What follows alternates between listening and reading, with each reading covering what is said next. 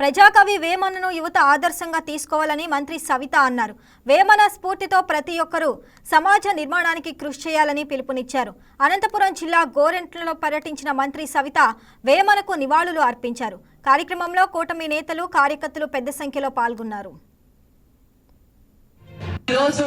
ఒక గొప్ప రోజు, చాలా మంచి రోజు. ఈ పండగ వాతావరణంలో ప్రజల కోసం 17వ శతాబ్దంలోనే ప్రజల సమానత్వం, ప్రజలు విద్యాపరులు కావాలి అని కోరుకున్న వ్యక్తి మన యోగి వేమన గారి విగ్రహ ప్రతిష్ఠ కార్యక్రమాన్ని ఇంత పెద్ద ఎత్తున విజయవంతం చేసిన రెడ్డి సంఘం సంక్షేమ ప్రతినిధులకు, ఈ కార్యక్రమానికి విచ్చేసిన సోదరులకు, మీడియా సోదరులకు, మరి అధికారులకు అందరికీ పేరు పేరున నమస్కారాలు తెలియజేసుకుంటున్నా.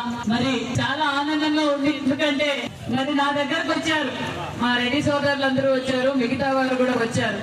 సవితమ్మ యోగి వేమన విగ్రహ స్థలానికి ఇస్తుందో లేదో అని చాలా మంది భ్రమతో, భయంతో నా దగ్గరకు వచ్చారు. యోగి వేమన గారు ఈ సమాజానికి స్ఫూర్తి ఇచ్చిన వ్యక్తి. వారు అడిగిన తక్షణమే ఎంఆర్ఓకిను మరి అధికారులకు ఆదేశివ్వటం, మరి మనందరికీ స్ఫూర్తి. ఆయన భావితరాలకు ఆయన స్ఫూర్తి. కాబట్టి మనము ఈ విగ్రహానికి స్థలం కూడా కేటాయించాం. స్థలం కేటాయించిన తర్వాత అతి తక్కువ కాలంలోనే మరి అందరూ అసోసియేషన్ వారు అందరూ కలిసి మంచి విగ్రహాన్ని బాగా ఆవిష్కరణ చేసి తెర వెనుక, తెర ముందు ఉండి సహకరించిన వారందరికీ పేరు పేరున నమస్కారాలు తెలియజేసుకుంటూ, ఏదైతే యోగి వేమన గారు కోరుకున్నారో ఆ ఆశయాల్ని కొనసాగిస్తున్న ప్రభుత్వం కూటమి ప్రభుత్వం అన్న విషయాన్ని కూడా మీకు అందరికీ తెలియజేస్తూ, మరి యోగి వేమన గారు సమానత్వం, విద్య పరంగా, కుల వివక్షణ, మరి ఏదైతే ఆయన పద్యాలు మరి ఏ విధంగా అయితే గ్రామీణ స్థాయిలో కూడా మరి యోగి పద్యాలు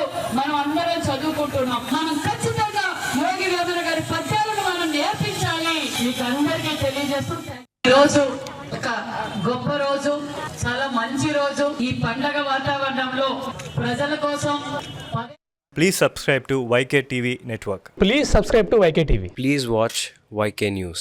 Don't forget to subscribe YK News channel.